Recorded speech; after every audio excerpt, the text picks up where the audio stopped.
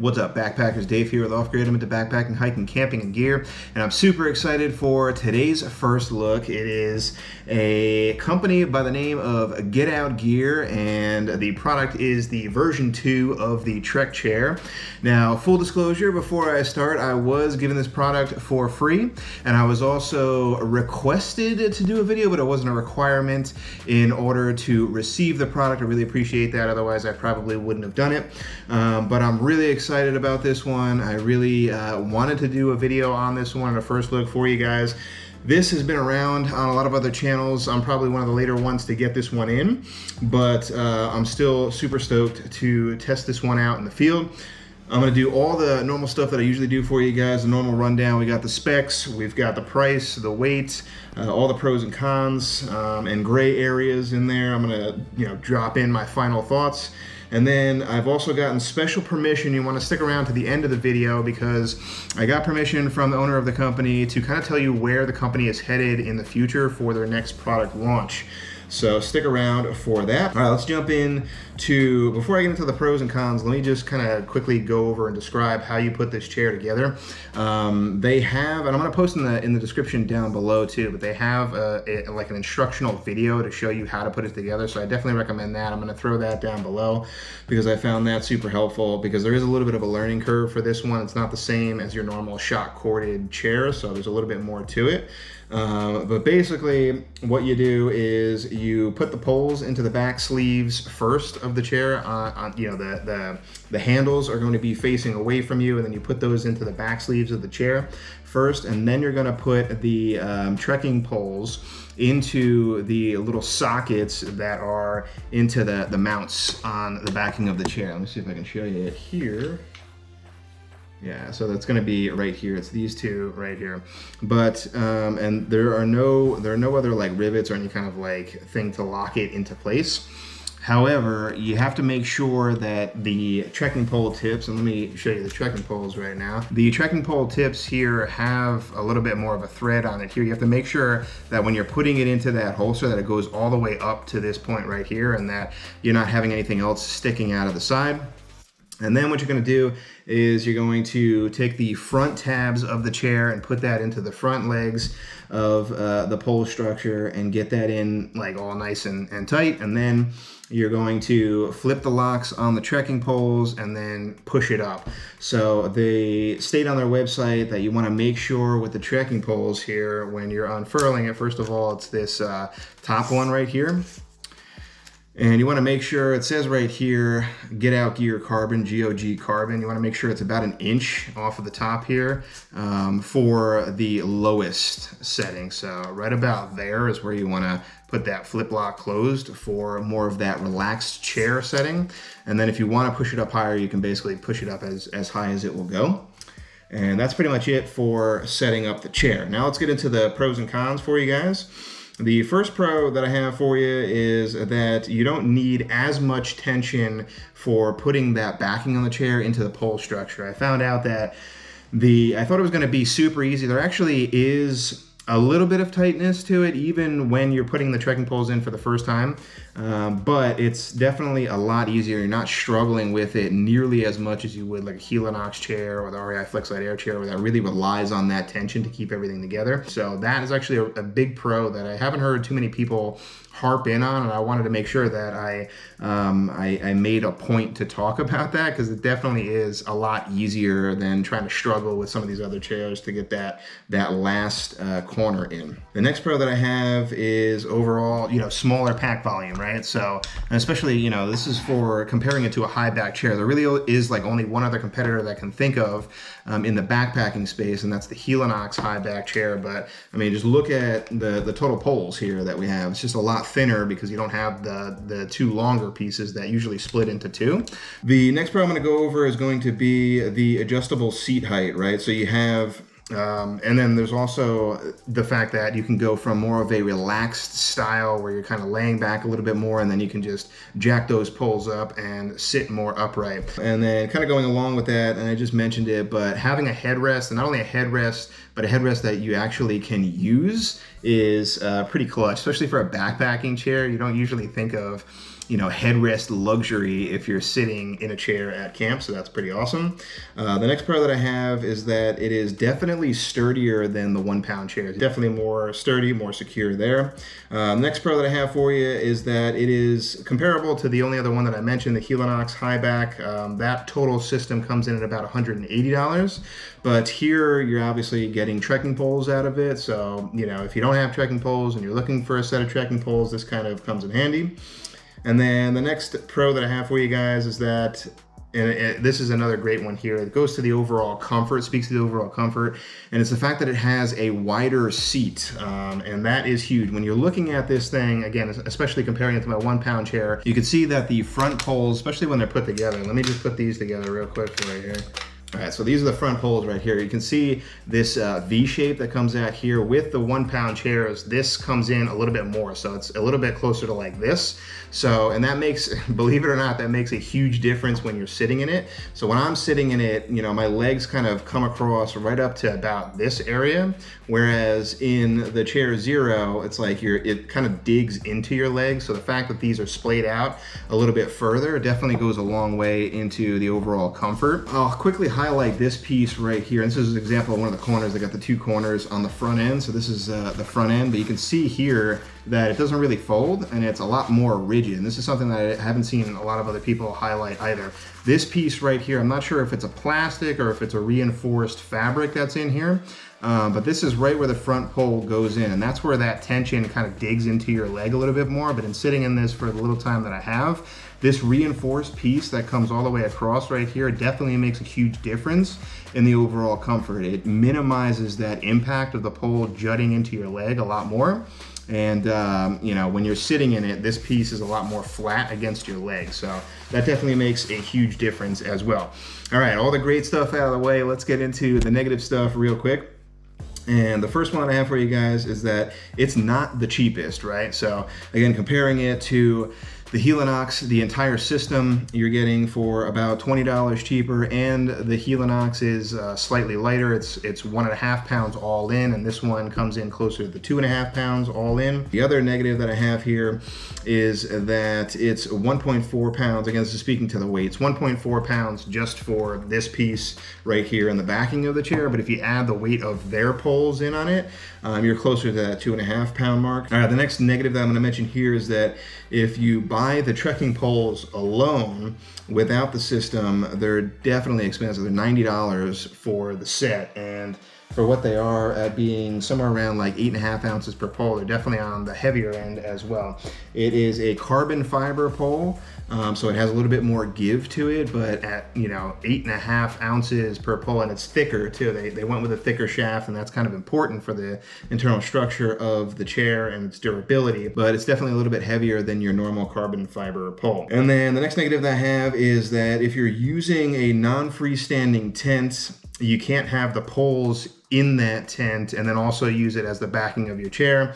I don't see this necessarily as much of an issue. I threw it into the negative area. It's probably more into the gray area for me, because especially, if you're using a non-freestanding tent with this chair, then it doesn't really matter. You can still take all your stuff out, and they basically recommend this on their site. Take all your stuff out, put it in the tent first, fully erect your tent first, get your quilt out, your pillow and everything, let that fluff up, and then just take the poles out and use them in your chair. It's not that big of a deal for me. I don't usually have a need to have my tent up and getting access to it, and then at the end of the night you just take it out of your chair and then put it into your tent again. So it's not that big of a deal for me. The next negative that I have is the taller pack size. Even though it's smaller in the overall volume, it's a little bit longer, right? So you have that couple extra inches versus that lower back chair, and especially when you're getting closer to that 15-inch mark, you don't really have the option anymore in a lot of different packs to put this horizontally in your pack. So you kind of have to dedicate a side pocket, like either on this side or this side, to pack it away. So unless you have a really wide internal width to your pack, you might not be able to fit this in horizontally in your pack. So, and then the last thing that I have is that it does take a little bit longer to put together. So the negative for me is that there's a little bit of a learning curve. Once you get over that learning curve and you kind of get used to it, you become a pro at putting it together. It's going to, come faster and faster to you. But the simple fact that it's not all shot corded together and you have to put the poles in and then you have to, do the flip locks and push it up to the height that you want takes a little bit more time. But I think the overall comfort that you get from it is definitely worth it. So that's it for the pros and cons. Let me get into the gray area. I got a couple for the gray area real quick. The first of which, and I have to speak to this because it's definitely gotten a lot of PR from a lot of other channels, but I want to clarify this as well. And a couple of channels have done follow-up videos on this, but it's speaking to the hub structure of the chair, and I think it was mostly the front here with the legs in front. So you might have seen on a couple other channels that the integrity of that front hub was not that great in the initial run. I also had the privilege of talking with the owner of the company. I set up a meeting with John Davis, and he explained that it was something to do with the product overheating over time. So cranking out a lot of different models, the mold would degrade, and some of the later production run chairs that they made with that, especially when the product got overheated or the mold got overheated, would compromise the mold. So I've gotten an assurance that they fixed that. I'm not going to try and jockey this thing and purposely try to break it because I'm a little bit lighter on my gear, so I just don't want to do that. But I'll let you guys know if that is still an issue, but I think that is pretty much fixed. And then the other gray area that I have is that the seat height is about the same as a Flexline Air. So I mentioned before that the overall, where you put your butt in and off of the ground is about the same as some of the lower back chairs. It might be a little bit higher if you have the poles in. I haven't really tested it that much yet, but I was kind of shocked to see that. I expected it to be just a little bit higher off the ground by maybe at least an inch or two. But it being the same height is not the best. When you're sitting in it, your knees are definitely above your hips. So I would have liked something that was closer to perpendicular with my knees there, but it is what it is. The other thing that I can talk to is the enhancements. So in my meeting with John, he had mentioned that there will be a new iteration. So kind of just speaking to the poles here for a quick second, there will be a new iteration of the poles that has a special marker on it to let you know where to put it for the lowest setting. Right now it's a little bit confusing. You kind of have to just remember that it's an inch above this logo right here, so that can be easily forgotten. So they're going to address that on their next round of polls, so that's pretty good. Make it a little bit more user-friendly for you. And then I also have a couple of suggestions for them that I mentioned to John on our call. The first of which is, I think you should have an option, even though the innovation here is to put your trekking poles in as the backing of the chair. I had mentioned to him that they might want to consider offering the full carbon fiber setup for it, sort of similar to the Helinox high back chair, just for those people who don't use trekking poles on the trails. A lot of people just don't prefer to use them or have a semi-freestanding tent or a fully freestanding tent, so they don't really want to carry trekking poles just in general. So this system, if you don't carry trekking poles, you can't use it, right? And then the other suggestion that I have really is just to get the overall price point down. To be more competitive, I would say somewhere around the $150 mark or lower, I think would definitely go a long way for the entire system. But that has a lot of different factors in it, so I can't really speak to that other than to say that this is a little bit more on the higher end, and I wish it was a little bit lower. Okay, all that aside here, let me get into my final thoughts real quick because I want to get into the future product development, and this video is going on a little bit longer than expected. So, final thoughts. Super impressed by this product. I am kind of blown away by the overall creativeness and the innovation that John and the folks over at Get Out Gear are kind of accomplishing with this type of chair. It's unlike anything else that you've seen before, and I haven't really seen anything since that has tried to compete with it just yet. Okay, let's get into the next piece of gear, the innovation, the next steps for this company. So I got special permission from John to talk about kind of where they're headed. He mentioned that this is out there and you can find it. So I think what I'm going to do is I'm going to post a link because it's not linked on their site just yet. It's still kind of in dev and kind of like in construction and coming soon. But The next step for this company is they're going to do a low back chair. They're calling it the Helium, and that's not to be confused with the Outdoor Research rain jacket, I think, by the same name. But they're going with the name Helium as well. So basically what it is it's a low back chair, very similar pole structure, a little bit lighter.